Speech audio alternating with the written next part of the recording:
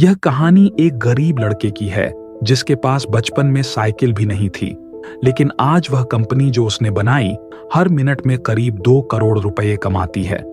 कहानी 1906 में शुरू होती है। सोइचिरो होंडा एक छोटे से जापानी गांव में पैदा हुए। उनके पिता लोहार थे और मां दर्जी का काम करती थीं। उनकी आर्थिक स्थिति बहुत खराब थी, यहां तक कि वे अपने बच्चों के लिए बुनियादी चिकित्सा सुविधाएं भी नहीं दे सकते थे। इसी कारण सोइचिरो ने अपने 5 भाई बहनों को बचपन में ही खो दिया। गरीबी से निकलने का एक रास्ता शिक्षा प्राप्त करना और भविष्य में नौकरी करना था, लेकिन दुर्भाग्यवश सोइचिरो पढ़ाई में कमजोर थे।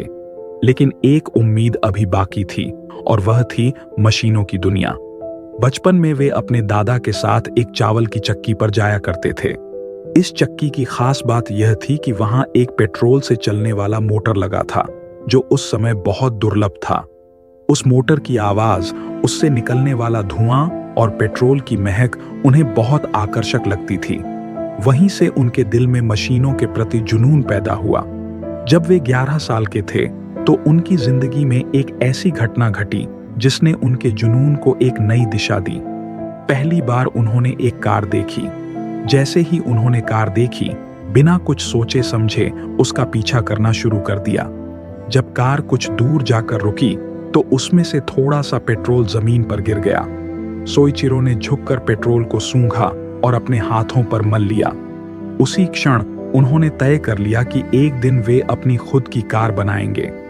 1922 में एक मैगजीन में उन्होंने एक विज्ञापन देखा। टोक्यो में आर्ट शोकाई नामक एक गैराज में कर्मचारियों की आवश्यकता थी। उस समय गैराज में गाड़ियों की मरम्मत करना सोइचिरो के लिए एक सपनों की नौकरी थी। वे तुरंत नौकरी के लिए आवेदन करते हैं और सौभाग्य से उन्हें रख लिया जाता है।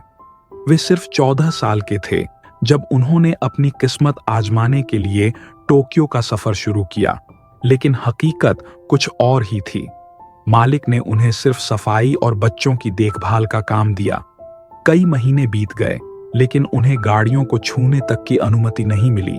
वे निराश होने लगे और घर वापस जाने के बारे में सोचने लगे, लेकिन असफलता के डर से वे रुके रहे। 1923 में जापान में एक भीषण भूकंप आया, जिसे ग्रेट कांटो अर्थक्वेक कहा जाता है। इस भूकंप के कारण देश में तबाही मच गई, लेकिन यह भूकंप सोइचिरो के लिए सौभाग्य साबित हुआ। गैराज के अधिकांश मैकेनिक अपने घरों की मरम्मत के लिए चले गए और अब गैराज में सिर्फ सोइचिरो और एक अन्य कर्मचारी बचे। आखिरकार मालिक को सोइचिरो को गाड़ियों की मरम्मत करने का मौका देना पड़ा। वे बहुत जल्दी बेहतरीन मैकेनिक बन गए। 1924 में जापानी मोटर कार चैंपियनशिप में उन्होंने एक रेसिंग कार बनाई जिसने पहला पुरस्कार जीता। इसके बाद मोटर स्पोर्ट्स उनका नया जुनून बन गया। 1928 में सोइचिरो को अपने गृहनगर में आर्ट शोकाई की एक शाखा का प्रभारी बनाया गया, लेकिन कोई भी युवा मैकेनिक पर भरोसा नहीं करता था, इसलिए उनकी दुकान असफल हो गई। तब उन्होंने महसूस किया कि अगर वे उन गाड़ियों की मरम्मत करें जिन्हें अन्य मैकेनिक असंभव मानते हैं, तो वे बाजार में अपनी पहचान बना सकते हैं। और यही हुआ। उनकी विशेषज्ञता के कारण उनका व्यवसाय तेजी से बढ़ने लगा। 1937 में उन्होंने टोकाई सेकी नामक कंपनी बनाई जो पिस्टन रिंग बनाती थी। शुरुआती दौर में उन्हें कई असफलताओं का सामना करना पड़ा, यहां तक कि उन्हें अपनी पत्नी के गहने तक बेचने पड़े, लेकिन उन्होंने हार नहीं मानी और आखिरकार सफल पिस्टन रिंग बनाने में कामयाब हो गए। फिर द्वितीय विश्व युद्ध शुरू हो गया और उनकी फैक्ट्री पर अमेरिकी युद्धक विमानों ने बमबारी कर दी। इसके बाद 1945 में एक भूकंप ने उनकी बची खुची फैक्ट्री भी नष्ट कर दी।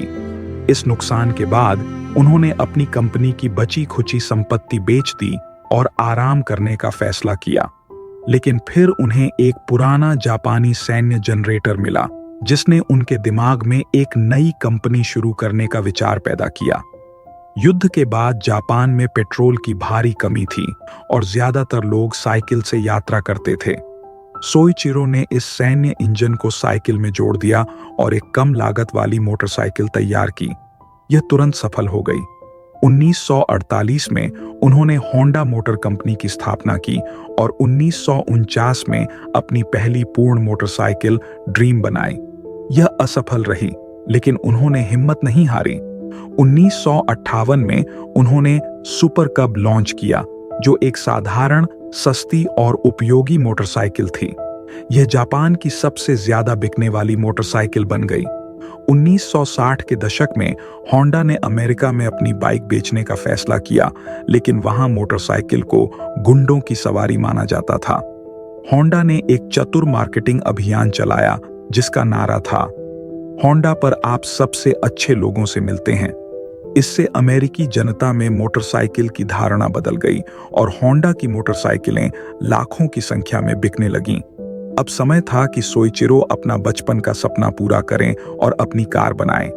1967 में उन्होंने N767 नामक एक छोटी और किफायती कार लॉन्च की, जो जापान में बहुत लोकप्रिय हुई। 1970 के दशक में पूरी दुनिया में तेल संकट के कारण ईंधन महंगा हो गया था और अमेरिका ने सख्त पर्यावरणीय नियम लागू कर दिए थे।